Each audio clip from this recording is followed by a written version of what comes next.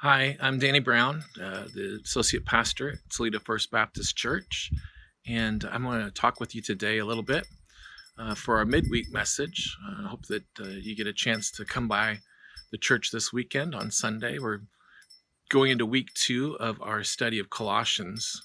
We're calling it Jesus plus nothing equals everything. And we're going to be looking at Colossians chapter 2 this week.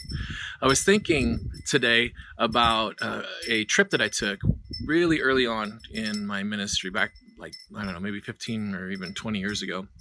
I was on an airplane with a bunch of other pastors going from Portland to Spokane to go to a conference that was happening there. And I remember I'm not the best flyer. I have a little bit of flight apprehension. And so I've flown dozens of times and it's just never gotten comfortable for me. But anyway, I'm on this plane and I'm looking around and I'm thinking there's no way that God is going to let this plane crash with all these pastors on board, because who would preach on Sunday? And it was a kind of a silly thought to have, but at the same time, it got me through the 45 minutes in the air between Portland and Spokane. And I was thinking about that today because I was reading a passage out of the book of Mark, and I want to read it to you. It's kind of an interesting passage. It's one of those stories that I know you're going to go, oh, I remember that story. But there's one sentence in it that's like, oh, I've never really thought about that before. So anyway, that's how it was for me. And I thought I would read it to you and see what you thought. So this is Jesus is talking with his disciples, and he's been teaching them with parables all day long, and just kind of like instructing them in his way of living, that sort of thing. And then it comes time for the day to kind of be over, and it says that day when evening came. This is, by the way, Mark chapter 4, verses 35 through 41. So listen to this. That day when evening came, he said to his disciples, "Let's go over to the other side."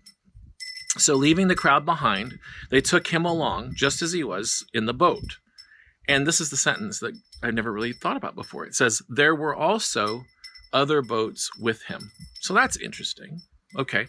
Goes on and says, a furious squall came up and the waves broke over the boat so that it was nearly swamped. Jesus was in the stern, sleeping on a cushion. The disciples woke him and said to him, "Teacher, don't you care if we drown?"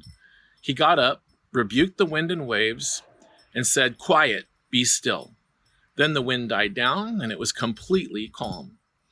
He said to his disciples, "Why are you so afraid? Do you still have no faith?" They were terrified, and they asked each other, "Who is this, that even the wind and waves obey him?"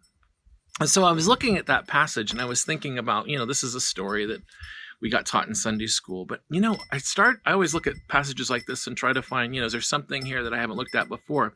And that one little sentence, there were also other boats with him. I looked at that and I thought to myself, that's really interesting. Like, I wonder what it would have been like to be someone in the other boats. I mean, we know what it was like for the disciples who were in Jesus's boat, right? And a lot of translations say that the other boats were smaller. So it sounds to me like Jesus's boat was kind of the big ship in the armada. And he was kind of in charge of all of that. And they were heading over. And there were all these other little boats that were just kind of following along. And what would have been like to be the guys in the other boats who were also, I'm sure, fearing for their lives, especially being in smaller boats, and yet not having Jesus in their boat with them.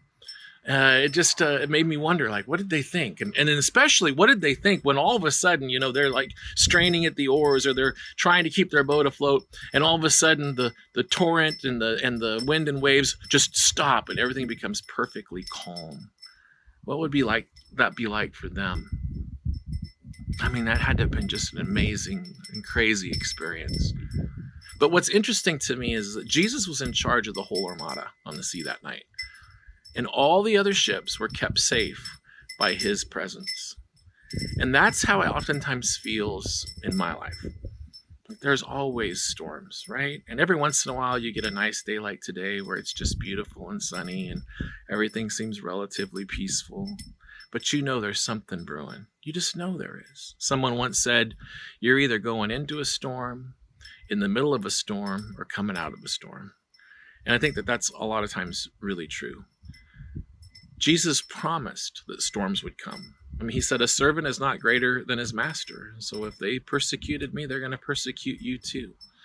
And our lives will be tossed as his was tossed if we travel with him.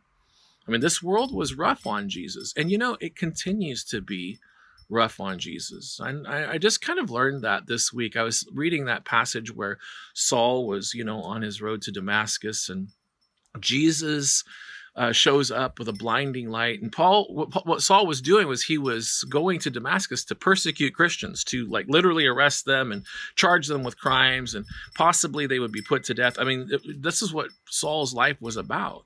And when the blinding light came and Saul was struck blind and heard the voice was Jesus. And Jesus said, "Saul, Saul, why do you persecute me?" Saul was not going to persecute Jesus. He was going to persecute Jesus' followers. But Jesus takes the storms of our life personally. He lives in the storms of our life. And it's really not until we come to the end of ourselves that he will rise up and transform those storms into calm. Jesus is our great hope, and he's there during the sorrow. And during that sorrow, there's a joy because he's there. So the key for us is we need to learn to make Jesus our anchor and our rudder and the lighthouse and the lifeboat and the harbor, because the wind and waves will always bring hardship. But remember, those wind and waves not only bring hardship, but they also obey him. His ship reached the peaceful shore, and so did all the other little boats that traveled with him. There's a passage in Psalm 131. It was kind of I'm trying to go through the Psalms for the rest of this year, and I'm reading 4 or 5 of them a day, and I'm actually behind schedule. But in Psalm 131, I wanted to read this to you because it was so great to read this morning, and I thought it kind of related to this, because a lot of times the storms that come in our life are storms that we try to solve ourselves, and maybe we should just stop trying to solve those storms and just trust in him. So this is what it says. It's from David. It's Psalm 131. It says, "Lord, my heart is not proud, nor my eyes arrogant, nor do I find myself involved in great matters, or in things that are too difficult for me, like trying to calm wind and waves." You know what I'm saying? He goes on and says, "I have certainly soothed and quieted my soul like a weaned child resting against his mother. My soul within me is like a weaned child." And then he gives advice to his friends. He says, "Israel, wait for the Lord from this time on and forever." How great it must have been for David to pause and realize that, some storms you just can't do anything about. You just have to trust and lean into Jesus. And that's really what we're talking about this week. How do we do that? How do we go from trying to control everything and change everything and fix everything to just stopping and trusting in his power and his strength and his might, knowing in faith that he's going to help us get through? So I hope you can come this weekend. We're going to have services at 8 o'clock, an outdoor service at 9:30, another indoor service at 11.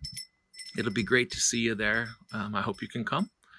And until then, we love you, and we're praying for you. Hope to see you soon.